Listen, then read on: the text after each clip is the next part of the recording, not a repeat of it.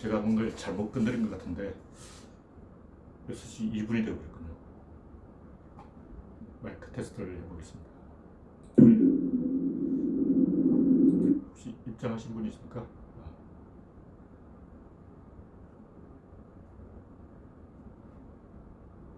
아직 채팅창은 비어있군요.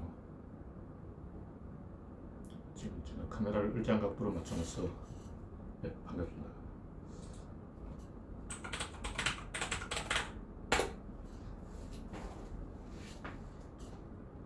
일정 각도로 맞춰놨더니 이 화면이 약간 기울어져 있네요.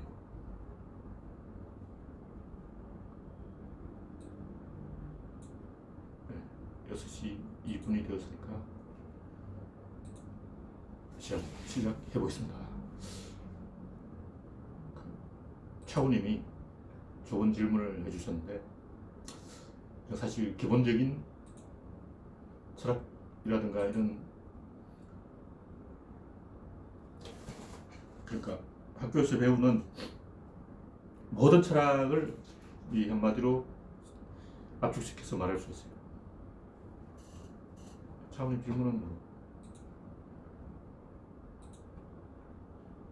어떤 국가가 선진국이 되어야 혹은 어떤 사람이 강자가 되어야 이덕인가? 근데 이덕의 의미가 뭔가? 선진국이나 뭐 잘 나가는 사람도 별로 행복하지도 않고 편하지도 않은데 왜 그렇게 해야 되는가? 인도 사람들이 행복하다고 하고 북한 아저씨들도 행복하다고 하는데 항상 하는 얘기죠. 그래서 근본적으로 기본 전제를 깨야 돼요. 네, 썼어요.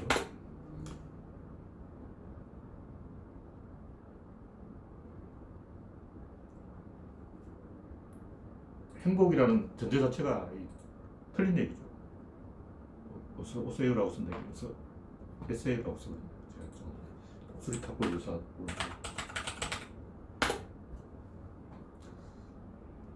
인간은 위하여의 존재가 아니라 의하여의 존재다. 뭔가를 위하여 하면 그 거짓말이에요. 뭘 위하긴 뭘 위해.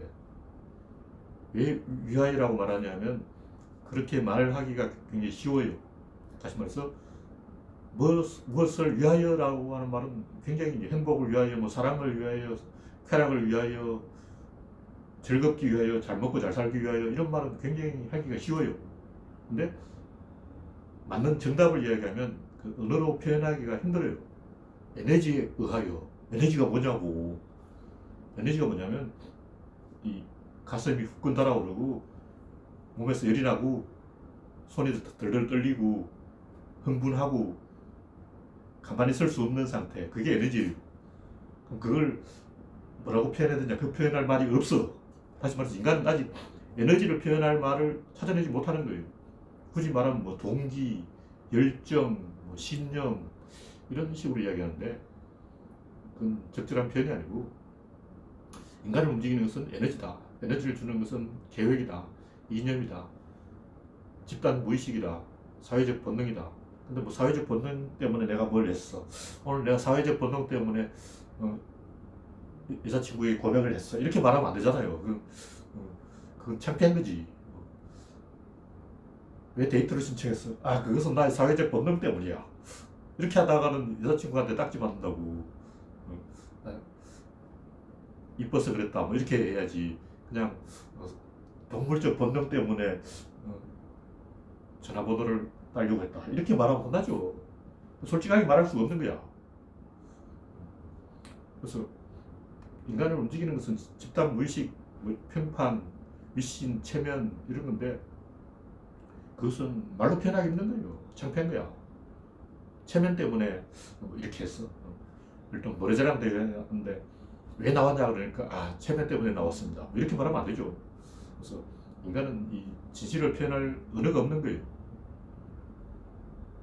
그래서 인간은 어떤 이덕에 의해서 움직이는 존재가 아니라 합리성에 의해서 움직이는 존재예요. 다시 말해서 100억을 투자해서 1000억을 벌 것인가 100만 원을 투자해서 1000만 원을 벌 것인가 그 둘 중에서 인간은 선택하기 나름인 거예요.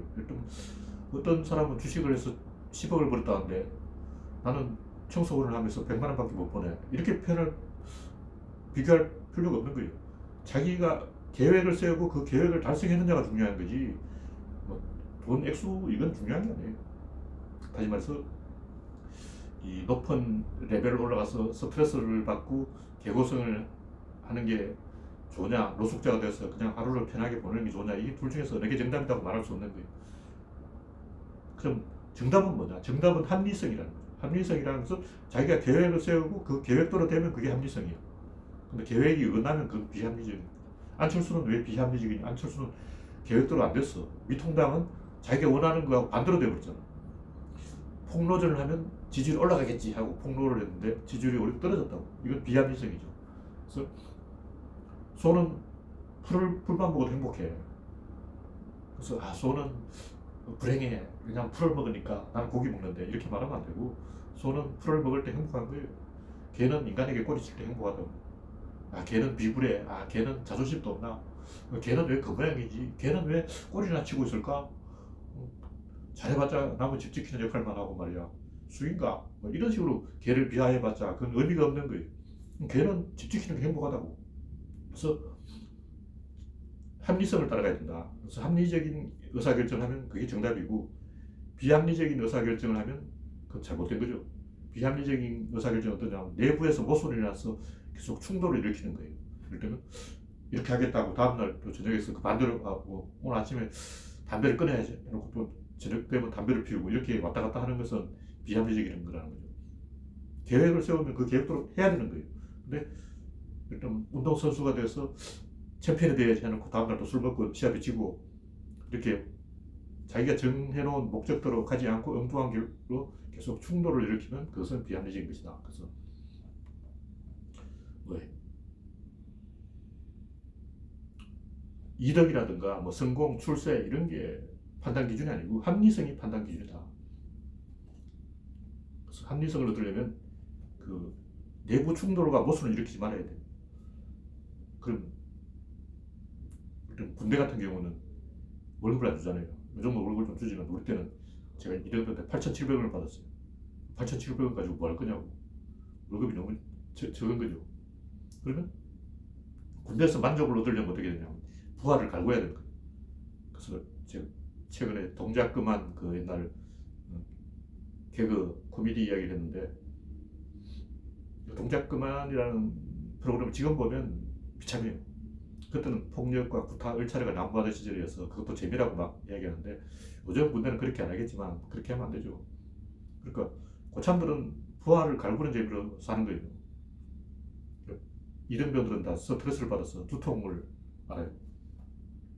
그건 합리적이지 않다.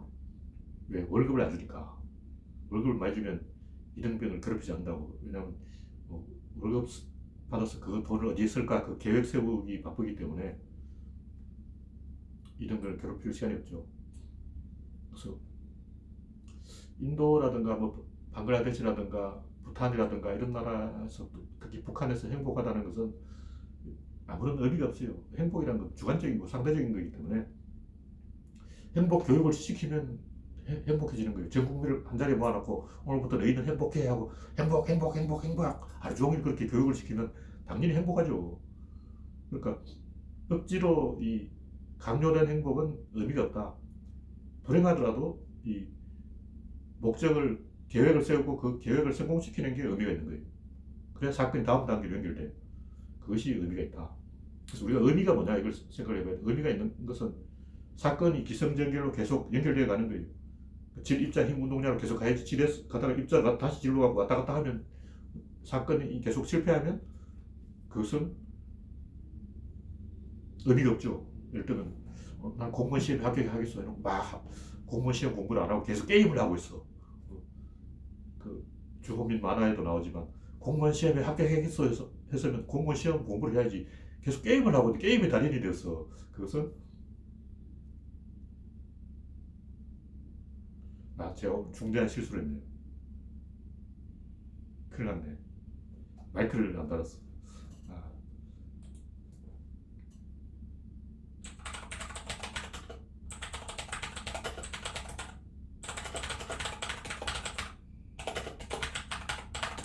마이크 다는 걸 까먹었습니다.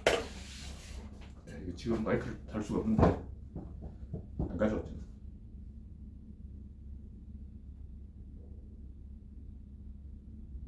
큰일 났네. 중대한 실수입니다. 근데 목소리가 들리나요?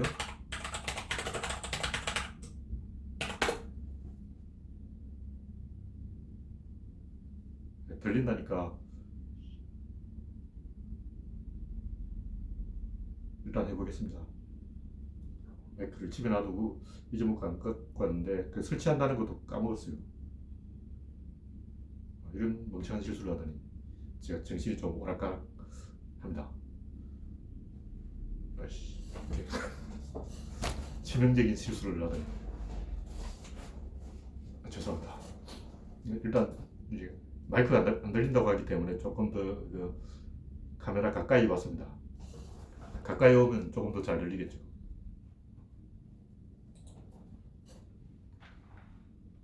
그래서 이 행복이라는 것은 주관적으로 설문조사를 해서 당신은 행복합니까? 이렇게 질문할 게 아니고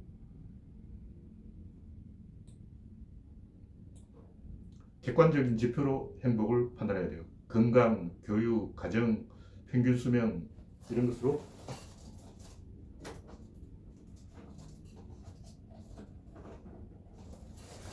제가 마이크를 설치 안 했다는 상황에서 충격을 받아서 몸에 열이 났기 때문에 선풍기를 틀었습니다.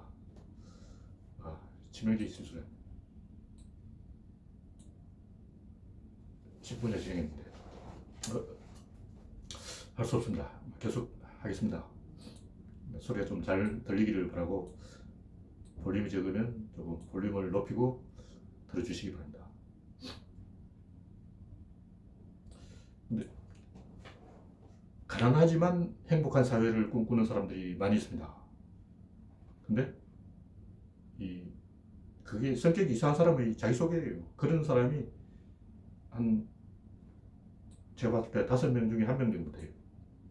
그 사람들은 특히 이 가난하지만 행복한 사람이 어떤 사람이냐면 어린이들은 가난해도 행복해요. 젊은이들은 원래 양아치처럼 막 돌아다니면서 뒷골목에서 담배나 피우고 막 이상한 짓을 하고 가난하지만 행복하죠.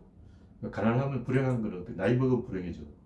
그러니까 가난하지만 행복하다는 것은 젊은이들이라든가 어린이라든가 또는 유나바보처럼 그 숲속에 사는 자연인들, 성격이 이상한 사람들이 자기소개예요.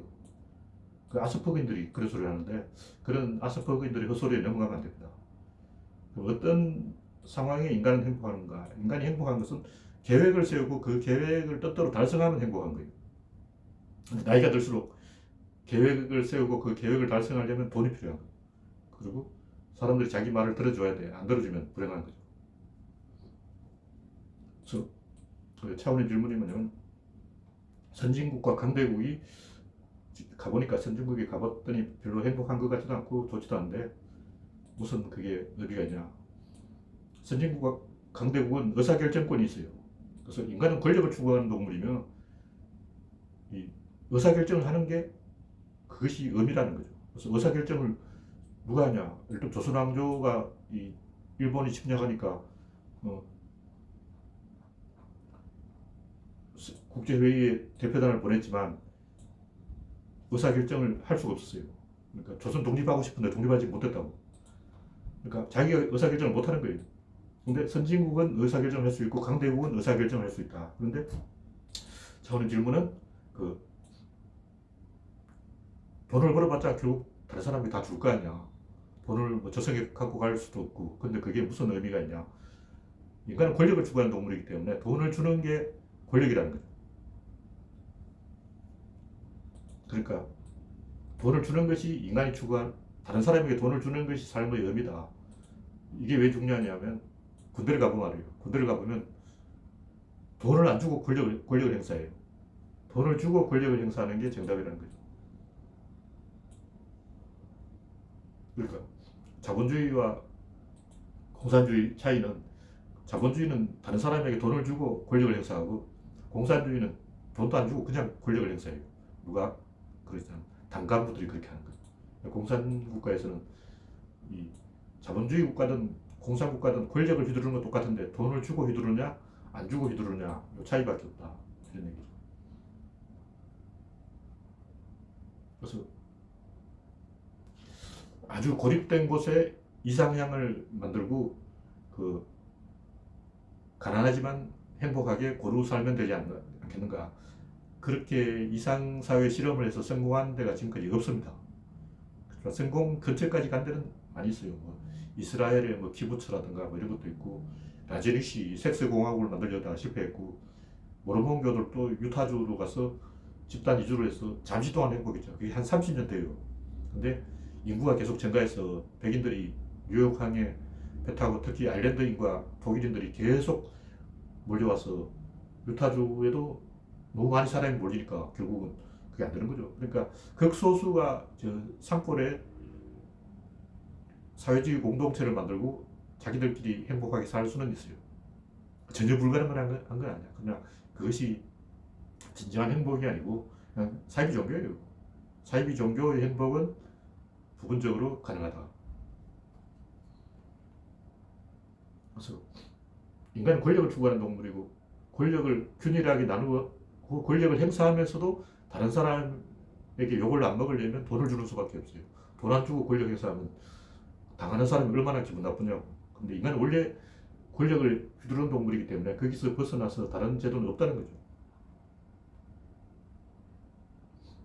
네. 제가 마이크를 설치하지 않아서 목소리가 울리고 있는데 오늘은 1부는 여기까지 하고 2부는 계속 이어져서 하겠습니다.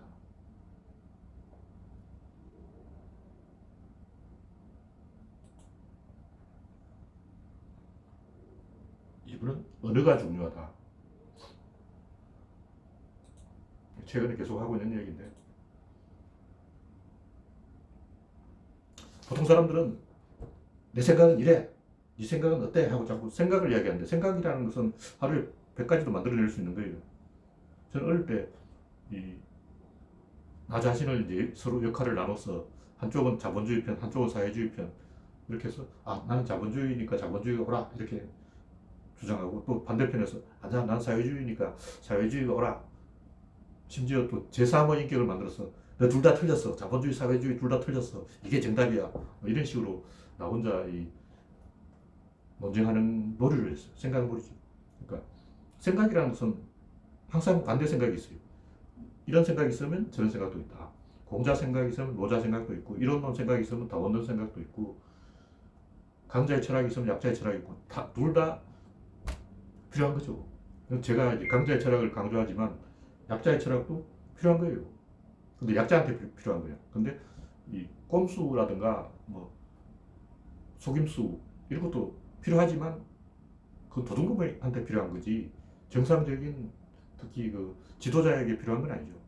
그러니까 엘리트라든가 지도자에는 공자의 가르침이 필요한 것이고, 소인배라든가 도둑놈이라든가 얍삽이들에게는 얍삽한 철학이 필요한 것인데, 우리가 다른 사람에게 철학을 가르치려면 공자의 철학을 가르쳐야지 꼼수, 뭐 요령, 잔꾀 이런 건 가르치는 게 아니에요. 그거 혼자 알고 있는 거야. 다른 사람한테 이야기하지 말라고.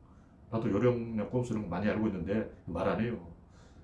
술 먹으면서 그냥 신나서 그냥 흥분해서 가끔 나 이런 꼼수를 썼지 하고 자랑할 수는 있는데, 적어도 이 방송이라든가 뭐 교과서라든가 뭐 공적인 공간에서 나 요령이 좋아, 나 이명박이야, 나 장깨가 있어, 이런 비참한 짓을 하면 안 돼요. 정주영이 자서전에 어떤 얘기를 했냐면, 부산에 있는 유엔 묘지에 그 잔디 공사를 하는데 잔디 대신 한겨울에 보리를 심어놓고 미군한테 칭찬받았다는 거예요. 근데 미군이 와서 한겨울에 왜 보리가 자랐지? 정주영 대단해 하고 막 칭찬해 주니까 정주영 좋아 좋아 하고, 그건 비참한 거예요. 미군이 다음날 그게 보리라는 거 알고 비웃었을 거야. 역시 한국 놈들은 어떻게든 찬스만 주면 사람을 속이려고 하네. 역시 한국 놈은 믿을 수가 없어. 잠시 한국을 팔면 속이는 게 바로 정주영 같은 저 한국인들. 언제나 한국인들은 미군을 속이려 들지. 이렇게 잘못된 인식을 심어주는 거예요. 정주영은 자기 때문에 대한민국 전체가 피해를 입었다는 걸 모르는 거야. 김우중 같은 사람이 뭐 아프리카에 가서 난로를 팔고 에스키모들에게 냉장고를 팔고 막 자랑하는 거야. 아, 나 에스키모에게 냉장고 팔았어요. 그렇지만 앞으로 남고 뒤로 미치는 거예요. 그러다가 IMF가 온 거라고. 왜 IMF가 왔겠냐고. 미국인들이 한국인들은 믿을 수 없어. 김우중 같은 인간 봐. 저런 인간을 믿을 수 있겠냐고. 항상 거짓말하고 남을 속이잖아. 김우중을 어떻게 믿어? 한국인을 어떻게 믿어? 이렇게 해서 IMF가 온 거라고요. 김우중은 자기 때문에 IMF가 왔다는 걸 모르지. 그래서 요령이나 꼼수는 반드시 부작용을 일으키고 나중에 뒤탈이 일어나기 때문에 그것은 할 짓이 못한다. 그래서 생각은 다양하게 있을 수가 있고 이런저런 생각을 할 수가 있지만 내 개인의 생각이 아니라 집단의 생각, 인류의 생각, 신의 생각 이렇게 범위를 넓혀서 큰 방향을 잡아야 그것이 다른 사람 앞에서 할 얘기라는 거죠. 혼자 화장실에서 이야기할 때는 아, 저 녀석 골탕 먹이니까 재밌어. 아, 저 덩신 같은 녀석 나한테 당했지. 용병 죽겠지. 이러지만 전교생이 보는 앞에서 강단에 올라서 연설을 할 때 야, 그러지. 용병 죽겠지. 이렇게 하다가는 안 되죠. 그건 곤란한 거예요. 그래서 그런 야비하고 장괴, 납삽한 생각, 이런 손자병법 같은 노자의 철학을 다른 사람 앞에서 이야기하는 것은 비참한 짓이고 소인배의 행동이지 군자의 행동이 아니라는 말씀을 제가 드리는 거예요. 그래서 공적 공간에서는 모든 사람이 납득할 수 있는 상대방이 반박할 수 없는 얘기를 해야 돼요. 그래서 진중권 같은 사람은 항상 다른 사람이 반박할 수 있는 얘기를 해요. 전 진중권 같은 사람이 하는 얘기, 모든 얘기를 다 반박할 수 있어. 밑줄 끄가면서 토시를 하나하나 다 반박할 수 있는데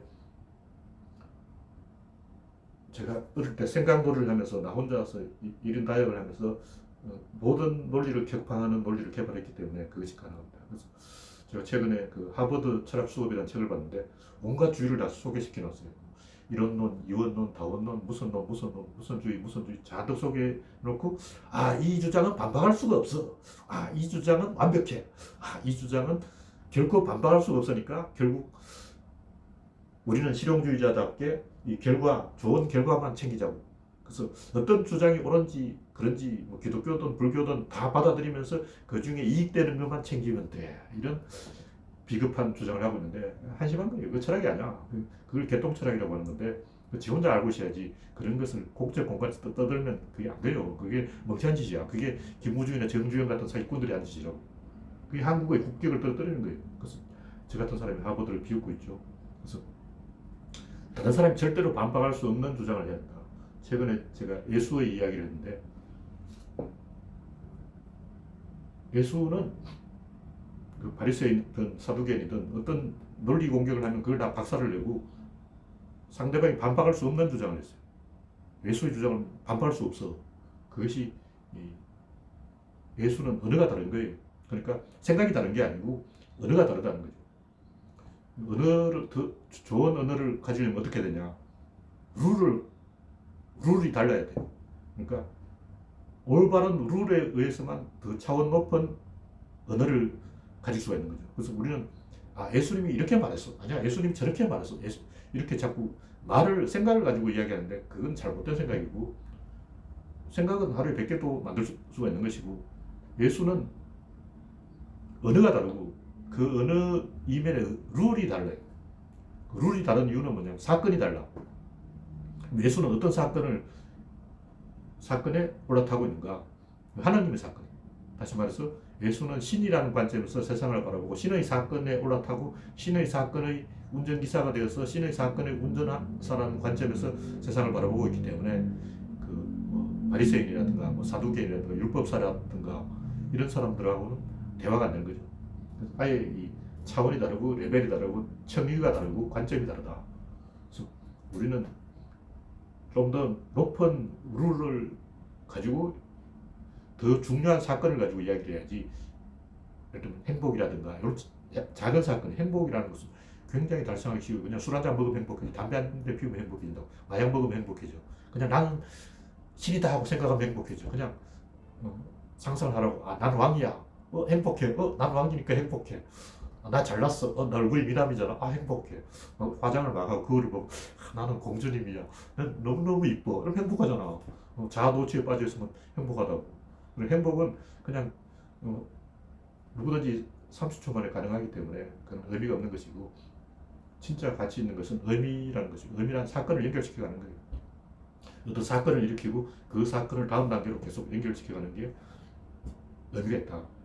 여기서 중요한 것은 언어와 언어가 충돌할 때, 일단 종교인과 과학자는 언어가 충돌을 일으키는 거예요. 종교인과 과학자는, 특히 사이비와 이 정통파는 뭐가 다르냐면, 정통파는 글을 쓸 때 맨 앞에 자기소개를 하고 글을 쓰는데, 사이비들은 맨 밑에, 특히 창조과학회하고 환파들 맨 밑에 정체를 밝히네요. 처음에는 맞는 얘기를 쭉 하다가 점점 이상해지고 마지막에는 거짓말을 하고 있는 거예요. 자기를 감춘다고. 신천지도 그런데 처음에는 뭐 설문조사를 하겠다, 뭐 심리 테스트를 하겠다 해놓고 마지막에 우리 사실은 신천지인데 뭐 3개월 후에 밝히는 거예요. 그러니까 거짓말을 하는 사람은 언어를 가지고 장난을 치는 거죠. 근데 그런 식으로 자기를 속이는 사람과 대화할 필요가 없는 거예요. 제가 이런 것을 한의사와 양의사로 비교하는데, 한의사들도 사실 그 치료를 잘해요.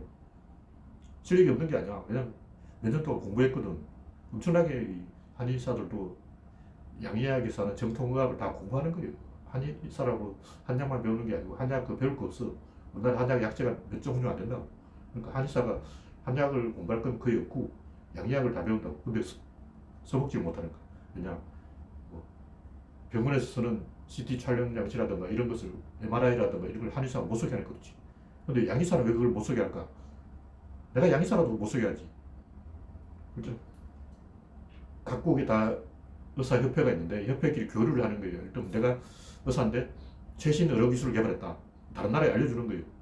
근데 저쪽에서 반칙을 한다면 알려주지 않죠. 예를 들면 내가 최신 의료 기술을 개발했는데 북한 의사가 와서 우리한테 알려달라고 하면 내가 알려주겠냐고.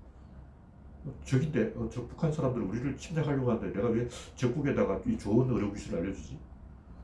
최근에 중국과 미국이 싸우고 있는 것도 중국이 코로나에 대해서 정보를 감추고 미국이 알려주지 않았어.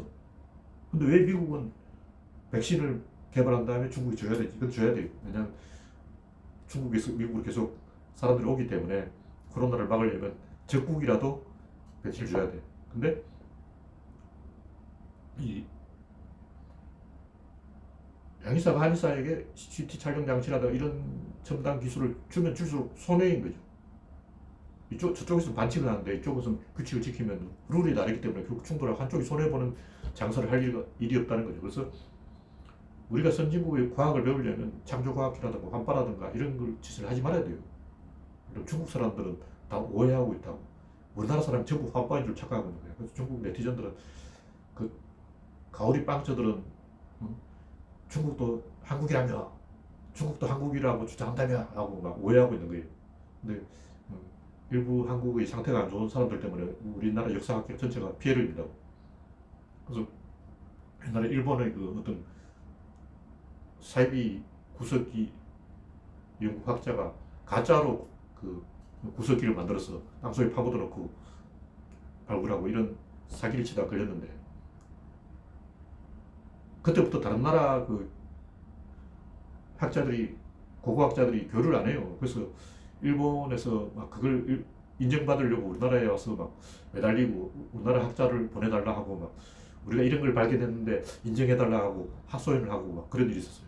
다시 말해서 일본인들은 거짓말을 하다가 딱 걸려서 그때부터 일본 고고학은 통째로 다 무너지고 일본 고고학자들은 한국에 납작 엎드려서 제발 최근에 우리가 발굴한 이 고고학 유물을 인정해 주세요 하고 애걸을 할 정도가 되어버린 거죠. 이런 식으로 거짓말을 하면 교류를 안 하는 거예요.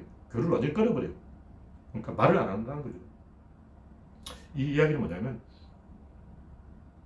제가 항상 하는 얘기는 뭐냐면, 보수 꼴통들하고 대화할 필요가 없어요. 그냥 차단 다 차단해버려요. 왜냐하면 내가 보수 꼴통할 때 배울 것은 요만큼도 없어. 근데 보수 꼴통은 내한테 굉장히 많이 배워간다고. 보수 꼴통들이 그 비단 구조론 연구소에 와서 아이디어를 빼먹는다고.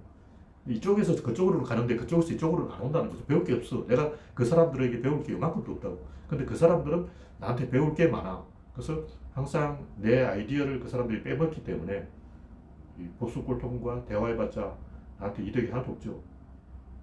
그래서 그런 식으로 규칙을 어기는, 반칙을 하는 그런 사람들하고는 대화를 하지 말아야 된다. 차단하고 배제해버려야 된다. 그러므로